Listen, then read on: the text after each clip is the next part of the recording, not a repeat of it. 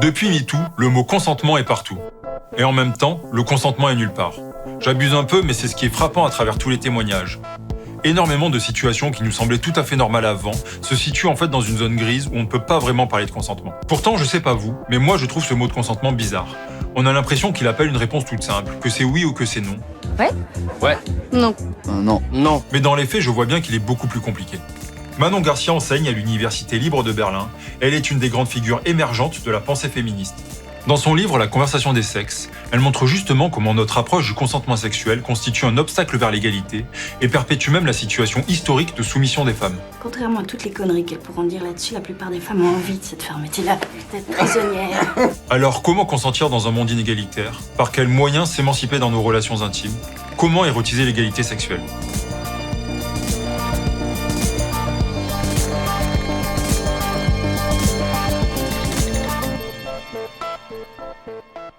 MeToo a commencé en 2017, et dans les idées larges, on vous a déjà proposé des épisodes avec la philosophe Camille Froide-Vaumétry et la sociologue Irène Théry pour questionner cette révolution.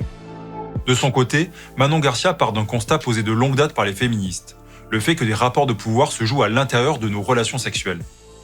D'une certaine manière, MeToo n'a rien changé à mes analyses sur le consentement, au sens où, en fait, plein de choses qui sont apparues au grand public dans MeToo étaient déjà vraiment travaillées par les féministes depuis les années 70 et 80. C'est-à-dire qu'il y a eu dans les années 70 et 80 ce qu'on a appelé les sex wars, donc une vraie division du mouvement féministe, notamment aux États-Unis, entre d'un côté des féministes qui disaient en fait le sexe on va jamais s'en sortir. Le sexe est un endroit de domination maximale des femmes. Et de l'autre côté, des femmes, notamment des femmes lesbiennes liées au mouvement de libération gay et lesbien, qui disaient « Bah non, mais en fait, le sexe, c'est un bon endroit pour rejouer les relations de pouvoir et ainsi les subvertir. » Mais surtout, on n'a pas beaucoup parlé du fait qu'elles étaient d'accord sur un point fondamental qui était que dans la sexualité, il y a des rapports de pouvoir, que le sexe est politique et que la domination masculine se passe dans le sexe. Et ça, je pense que c'est très important parce que c'est quelque chose qui est devenu très visible avec MeToo. Cette question de dire est-ce que le non-consentement n'est pas plutôt la règle que l'exception? Manon Garcia renverse ma perception du consentement. Il ne se résume plus à un oui ou un non, mais se déploie dans une vaste zone grise qui le rend beaucoup plus complexe et subtil que ce qu'on pouvait penser. Un des trucs qui me paraît vraiment ne pas marcher avec la conception du consentement qu'on nous martèle partout, c'est oui, c'est non. Oui à quoi? Non à quoi? C'est déjà sous-tendu par l'idée qu'on sait ce que c'est que le sexe, qu'on sait où ça va aller. Donc au fond, ça présume qu'on pense qu'un rapport sexuel, c'est la pénétration d'un vagin par un pénis qui s'arrête au moment où le pénis éjacule globalement. I'm finishing. I'm done. I'm done. I'm done. Oh, yeah. Are you done? Oh yeah. Okay. Amazing. Mais ce qui est compliqué, c'est que maintenant, on sait, avec les recherches en sexologie contemporaine, etc., que ce scénario-là, c'est pas le scénario qui donne du plaisir aux femmes. Comment on consent à faire du sexe si le sexe en question, c'est du sexe pour des hommes? Quand on est une femme, qu'est-ce qu'on recherche du coup? Et dans quelle mesure est-ce que cette situation de non-consentement ne s'articule qu'avec la condition féminine et pas masculine? Alors, je pense que c'est très important de reconnaître que on se trompe en adhérant au mythe d'un désir masculin toujours présent, toujours conquérant, qui fait que du coup, on imagine qu'un homme ne peut pas être violé, ou que, au fond, ce serait le rêve d'un homme d'être forcé, etc. C'est faux. Je pense que ça va tellement contre la norme de la masculinité, contre l'image de la masculinité, de dire j'avais pas envie et elle m'a forcé, que c'est inaudible et que pour beaucoup d'hommes, jusqu'à récemment, c'était très difficile à dire. Ce trouble dans le consentement, Manon Garcia montre qu'il est aussi lié à notre héritage culturel, qui est celui du libéralisme. Et c'est un des aspects que je trouve le plus passionnant dans son livre, parce qu'elle déconstruit la façon dont le libéralisme a théorisé le consentement, en le faisant reposer sur la fiction d'individus totalement libres de choisir, comme si aucune structure de domination ne pesait sur eux. John Stuart Mill, c'est vraiment le penseur du libéralisme, et c'est vraiment, en gros, le souci principal de John Stuart Mill, c'est de dire que l'État est une menace pour notre liberté individuelle. Et il utilise la notion de consentement pour dire toutes les choses qui se passent entre des adultes en pleine possession de leurs moyens, etc., et auxquels ils consentent, l'État n'a rien à dire dessus. Et ça a été au cœur de l'idée que la loi n'avait rien à faire sur la sphère privée. Donc, on ne faisait rien contre l'inceste, on ne faisait rien contre les violences domestiques, on ne faisait rien contre les violences sexuelles de manière générale. Donc, la famille devenait une boîte noire où tout était permis, puisque supposément, voilà, c'était la sphère privée. En vous lisant, la sensation, c'est aussi qu'il y a cette distinction sphère publique et sphère privée, et que ce que vous montrez, c'est que les femmes ont été placées aussi dans cette sphère privée. Donc, comment ça se joue, justement, le fait que les femmes sont mises dans la sphère privée? Chez ces penseurs de la démocratie, du libéralisme, il n'a jamais été question que les femmes soient autre part que dans la sphère privée. Et d'ailleurs, ils ne pensent pas tellement aux femmes. Ils pensent juste en termes d'hommes. Donc, ce qui les intéresse, c'est de dire les hommes, ils sont pères de famille et citoyens. Et pour le reste, il est évident qu'il y a une autorité naturelle de l'homme sur sa femme, ses enfants, etc. Donc il y a d'un côté une autorité qui doit se construire par le contrat, et de l'autre côté une autorité naturelle qui est l'autorité que l'homme a sur sa femme. Donc la femme, elle est de toute façon dans la sphère privée. Le problème qui est à l'origine de mon travail philosophique, c'est de dire, ça semblait évident aux féministes du début du XXe siècle, etc., que une fois que les hommes et les femmes auraient l'égalité de droit, il n'y aurait plus de problème. Et or, on voit que on vit dans un monde d'égalité formelle entre les hommes et les femmes, et pourtant, on n'a pas d'égalité réelle. Alors, comment ça se fait? Et il me semble que comment ça se fait, c'est notamment en raison des normes de genre et du fait que on est façonné à les suivre. En séparant la sphère publique où se joue la démocratie d'une sphère privée où régnerait un ordre naturel, justifiant la domination masculine, le libéralisme empêche de penser un consentement réellement égalitaire. Pour sortir de cette impasse, Manon Garcia propose de mettre du politique là où il n'y en avait pas. L'enjeu est donc de politiser l'intime. Le penseur fondamental, c'est Foucault. Mais pourquoi? Alors, parce que il me semble que Foucault, il permet de comprendre comment les rapports de pouvoir façonnent non seulement nos actions, mais aussi nos désirs. Comment ça se fait que si vous voyagez et que vous allez, je sais pas, sur Pornhub ou sur YouPorn, vous n'avez pas les mêmes vidéos dès que vous êtes d'un côté ou d'un autre d'une frontière. Vous avez un changement vraiment radical de fantasmes, de désirs, etc. en fonction des cultures. Le mythe de la beurette, je veux dire, c'est un truc français.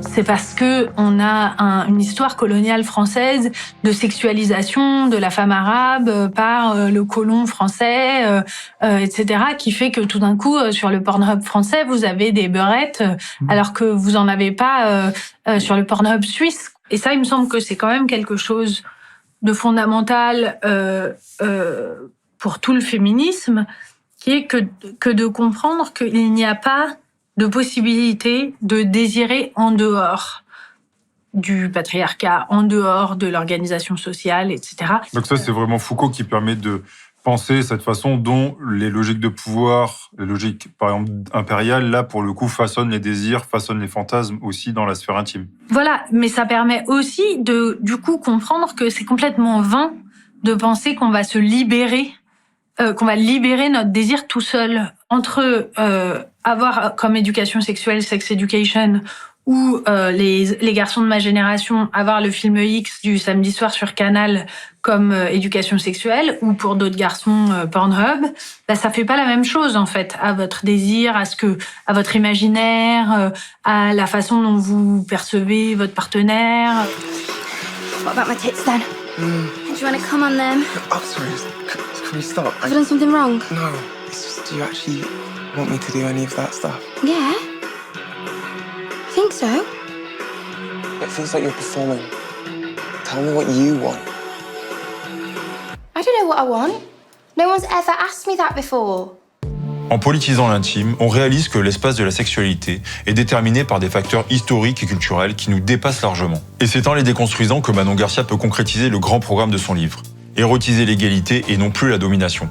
Je me souviens quand j'ai fait ma première interview en 2017 au moment de MeToo sur le consentement, j'ai une copine qui m'a écrit ou appelé, je sais plus, en me disant « Attends, quand même, tu vas pas faire genre, tu préfères un mec qui te dit « Est-ce que je peux t'embrasser ?» à un mec qui te plaque contre un mur et qui t'embrasse. C'est pas possible, tu vas pas me la faire à moi. Je vous plais parce que je suis un vaurien. Et qu'il n'y a pas de vaurien dans votre vie. J'aime les hommes gentils, c'est vrai. Je suis un gentil vaurien. Je trouve. Et je me souviens de m'être dit « Si, je commence à penser que c'est mieux. » Mais c'est vrai que ça a été un cheminement. Et je me souviens justement de... Moi, à l'époque, je regardais beaucoup des séries comme Grey's Anatomy et tout ça. Et il y avait plein... Dans ces séries-là, c'est les premiers moments où j'ai vu des scènes torrides de consentement.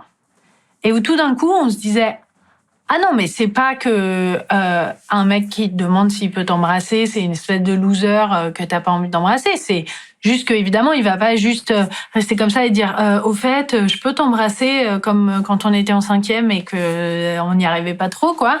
Mais plutôt, voilà, et si je t'embrasse là, est-ce que ça te dit... Enfin, qu'il y a plein de façons que en fait, notre imagination est complètement flétrie sur ce domaine-là, parce que c'est même pas dans le champ des possibles. I'm gonna kiss you.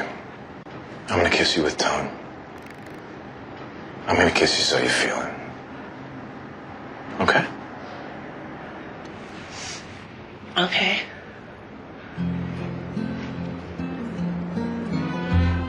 Et donc, en fait, je pense qu'à partir du moment où on parle même d'érotiser l'égalité, où on dit il faudrait changer ce qu'on érotise, on prend conscience du fait qu'on a érotisé la domination, que ça va pas de soi, qu'on pourrait érotiser différentes choses.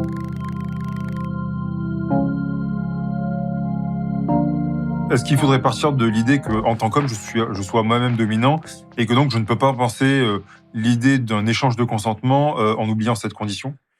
On sait qu'il y a des façons de reconnaître qu'on est dans une position où l'autre ne peut pas parler aussi librement ou contribuer aussi librement que ce qu'on voudrait, et que donc on a une responsabilité dans l'égalisation du terrain, quoi. Typiquement, si vous ramenez chez vous un homme après une soirée, voilà, vous vous êtes embrassés, vous êtes plus, il monte chez vous, etc. Et puis, en fait, vous avez vous le sentez plus trop. Et vous vous dites, ah non, mais si je lui dis non, là, il va péter les plombs, il va me traiter d'allumeuse. Et puis, vous savez, vous êtes une femme, vous les avez entendues, les histoires, vous les avez vécues, de mecs qui pètent les plombs. Une des raisons numéro 1 d'acceptation de sexe non consenti par les femmes est la peur du viol. Donc, c'est la raison numéro 1. Donc, c'est que les femmes se disent vraiment... il va me mettre un couteau sous la gorge, ou il va me mettre un coup de poing, ou il va me tenir les bras et me forcer, et je préfère m'être dit, bon, non, mais au fond, je suis partie prenante de cette décision, je me dis, bon, espérons que ça se passe vite, quoi, plutôt que de prendre ce risque-là. Si vous êtes un homme, en fait, le simple fait que vous disiez à ce moment-là, ouais, tu sais, j'ai hyper envie qu'on couche ensemble et tout, mais c'est vraiment ok pour moi si t'as plus envie. Je peux rentrer, ou je peux aussi dormir là et il se passe pas grand-chose. Tout de suite, ça change complètement votre architecture de choix si vous êtes la femme dans cette situation. Donc c'est prendre une responsabilité et finalement soi-même être dans une forme d'initiative pour aussi ouvrir des choix là où ces choix auraient été refermés. Voilà, c'est-à-dire qu'en fait, on sait bien que c'est beaucoup plus facile de ne pas dire oui à quelque chose qu'on vous propose que de dire non à quelque chose qui est en train de se passer. Au lieu de considérer que le consentement est le problème des femmes, je pense qu'il faut considérer que dans l'immense majorité des cas, le consentement est le problème des hommes. C'est aux hommes de créer les conditions du consentement plutôt que de penser que c'est aux femmes de consentir ou de ne pas consentir.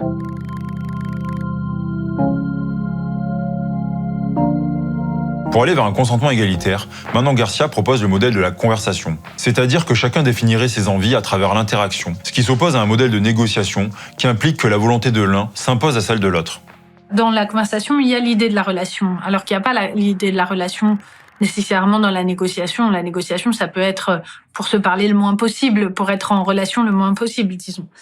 Mais concrètement, je pense que ça veut dire comprendre que c'est demander à l'autre ce dont il a envie, mais aussi recevoir de l'autre la question de savoir ce dont nous, on a envie. Et là-dessus, ça me semble être une façon de remettre au centre aussi la question du désir masculin. Ça passe par le langage, donc, ou pas uniquement parce qu'on pourrait dire que ça, pour le dire vulgairement, tue l'amour de demander sans arrêt, et qu'il y a des choses qui, dans un rapport intime, se sentent, qui passent par les gestes et pas forcément par du langage verbalisé. Pourquoi est-ce qu'on trouve que c'est tellement malaisant d'avoir une conversation sur ce qu'on va faire sexuellement ? Moi, je trouve qu'un exemple très intéressant sur cette question de la verbalisation, pour nous, Français en tout cas, c'est l'exemple du restaurant. Vous iriez jamais dans un 3 étoiles Michelin tout seul. Parce que une grande partie du plaisir que vous allez prendre à manger un truc incroyable, c'est de parler de ce que vous êtes en train de manger. Qu'est-ce que c'est le gigonde à ma façon ? Ah, c'est délicieux. Ce sont 2 cuisses de chevreuil. C'est pour 2. Ce sont 2 cuisses de chevreuil fermes et délicatement écartées, fourrées de crème épaisse. Alors pourquoi on pense ça sur la nourriture et on pense pas que dire ah oui, cette levrette comme ci ou comme ça, ça va pas rendre la levrette meilleure au fond, si vous voulez. C'est un peu mais et je pense qu'en fait c'est parce que on a des résistances de point de vue moraliste sur le sexe ou moralisateur, où il nous est très difficile de parler de sexe, de parler les uns avec les autres de ce qu'on aime sexuellement. Il y a un grand tabou, mais je suis vraiment persuadée que ce tabou, il est surmonté par la pratique de la parole, en fait. Puisque l'intime est politique, la conversation entre les sexes ne se joue pas qu'au niveau du couple. Il s'agit d'une révolution culturelle à l'échelle de toute la société. Et pour Manon Garcia, ça passe par la diffusion et la promotion de nouveaux modèles de consentement. C'est assez étonnant qu'on pense toujours que l'éducation sexuelle, ça va être ce qui va se passer dans les écoles. Parce qu'en fait, c'est sûr que c'est l'endroit où c'est le plus désagréable de parler de sexualité. Au fond, vous n'avez pas du tout envie. Enfin, je pense qu'on a tous des souvenirs, mais atrocement malaisants de cours de 4e sur la reproduction et tout ça, de préservatifs sur des bananes et tout ça, c'était horrible. Il faut que le pénis puisse être introduit dans le vagin. À peu près de cette manière, c'est une chose possible parce que le pénis est capable de se mettre en érection, c'est-à-dire sous l'influence d'émotions, et ça se fait en général dans un climat émotionnel qui permet cette transformation de volume et de consistance du pénis.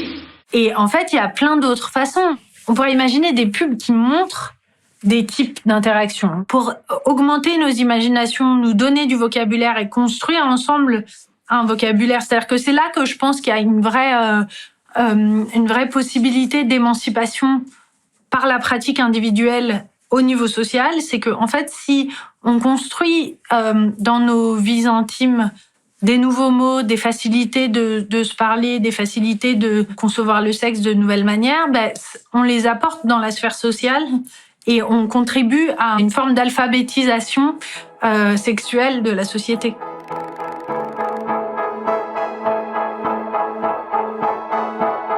Cette imbrication entre dimension individuelle et dimension collective permet de complètement repenser le consentement. Mais elle rend aussi cet horizon d'émancipation à la fois proche et en même temps lointain.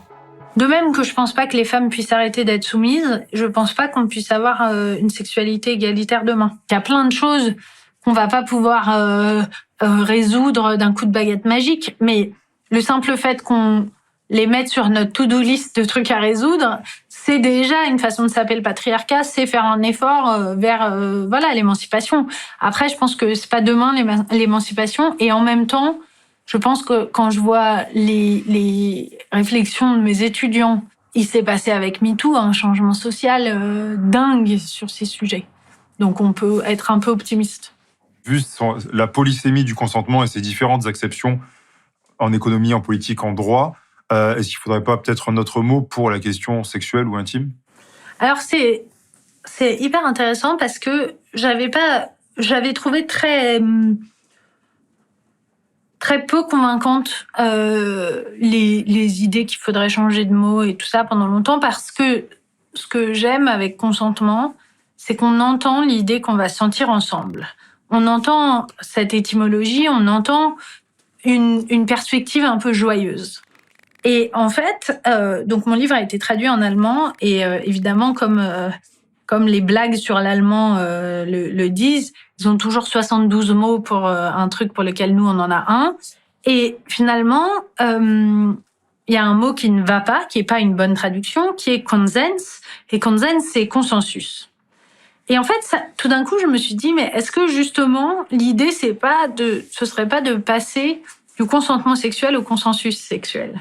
On entend toujours le sentir ensemble, mais on entend l'égalité dans le consensus. Alors que dans le consentement, on entend l'arnaque un peu.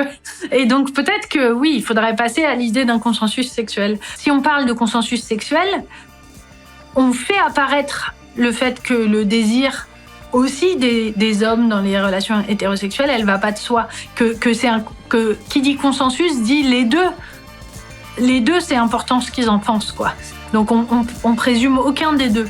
Peut-être que consensus sexuel, c'est bien. Depuis MeToo, on ne peut plus cacher une vérité qui dure depuis des siècles. Le consentement sexuel est biaisé par une société construite sur la soumission des femmes. Ce qui est décisif avec le travail de Manon Garcia, c'est qu'elle déconstruit notre héritage libéral qui se contente de résumer le consentement à un oui ou à un non. Pour rompre avec cette impasse, Manon Garcia invite à repolitiser l'intime et propose une conversation entre les sexes afin de rendre l'égalité désirable. Elle montre que c'est à la société entière d'œuvrer à cette libération et à chacun d'y contribuer, à la fois pour soi et pour tous.